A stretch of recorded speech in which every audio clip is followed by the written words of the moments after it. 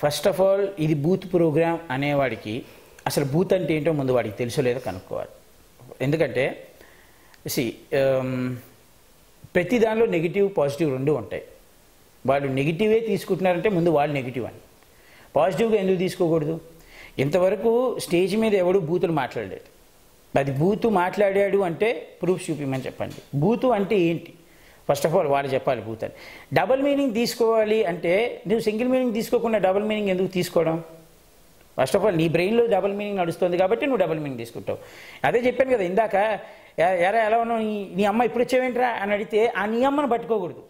ఇప్పుడు వచ్చేవేంట్రా అని ఆ ఫ్లోలో ఎంత ఉందో అలా ఉంది. కానీ వాడు ఇప్పుడు వచ్చేవేంట్రా నీ అమ్మ అని సీరియస్గా చెప్పాడా లేకపోతే కామెడీగా చెప్పాడా? ఫస్ట్ నీకు ఏది తీసుకోవాలనిపిస్తే నువ్వు అదే తీసుకుంటావు. డబుల్ మీనింగ్ తీసుకోవాలి అంటే ఫస్ట్ నీ బ్రెయిన్లో డబుల్ మీనింగ్ తిరుగుతుంది కాబట్టి అది డబుల్ మీనింగ్ తీసుకుంటావు.